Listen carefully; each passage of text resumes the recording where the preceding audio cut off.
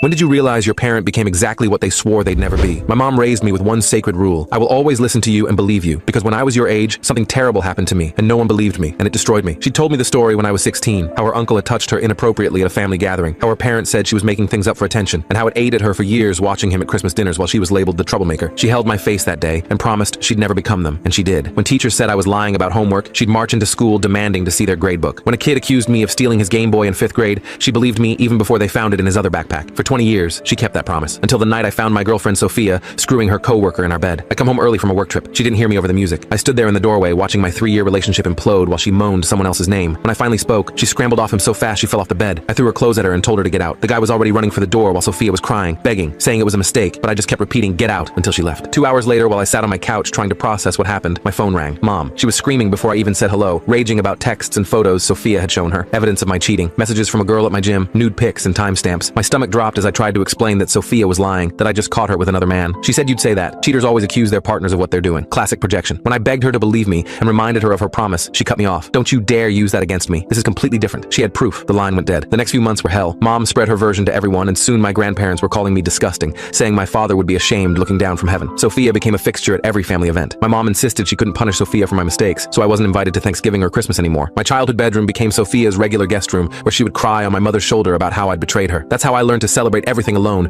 ordering takeout, and unable to comprehend how my mother could inflict the very pain she'd endured. She knew exactly how it felt to be disbelieved, to have your truth dismissed, yet she'd chosen to do the same to me. The woman who'd built our relationship on the promise of belief had become her own parents. Only worse, because she did it with full knowledge of the devastation it would cause. Slowly, I rebuilt. I found a therapist who helped me process the double betrayal and moved across town where memories didn't ambush me in every room. I learned to cook holiday meals for one and exist in the world as someone without a mother. The hardest part was learning to trust again. Every new relationship felt like a minefield, leaving me wondering if they'd lie or if anyone would believe me if they did. Time scarred over wounds without truly healing them. And after a year, I met Melinda at a conference. She was brilliant and funny with this warmth that drew people in. And best of all, she didn't know my history. To her, I was just Jake, not someone's disappointing son. We took things slow, and she never pushed when I was vague about family. 6 months in, I realized I was falling for her, while simultaneously grieving that I couldn't share it with anyone. I didn't have a mom to call anymore, just a woman who shared my DNA and had chosen my cheating ex over me. 2 years after that night, my phone rang at 1 a.m. Mom's number. She was sobbing so hard I could barely understand her. Sophia had gotten drunk at wine night and started laughing about how stupid my mother was, how easy it was to fake those screenshots. She confessed everything while my mother sat there realizing she destroyed her relationship with her son over a lie. Mom begged for forgiveness, said she knew she'd failed me, became exactly what she swore she'd never be. She wanted to fix things and meet whoever was in my life now. "Please come home. Please let me fix this." I looked at Melinda sleeping beside me and told my mom, "I can't, because I found someone who keeps their promises and loves me. I won't risk you destroying what we have the same way you destroyed what we had." Her silence was answer enough. "You would have loved Melinda," I said quietly. "She's everything you used to say you wanted for me. It's a shame you'll never meet her." Then I hung up and blocked the number. I know she probably can't look at herself in the mirror without seeing her parents staring back, but that's not my ghost to carry anymore. She chose Sophia's lie over my truth, and now she gets to keep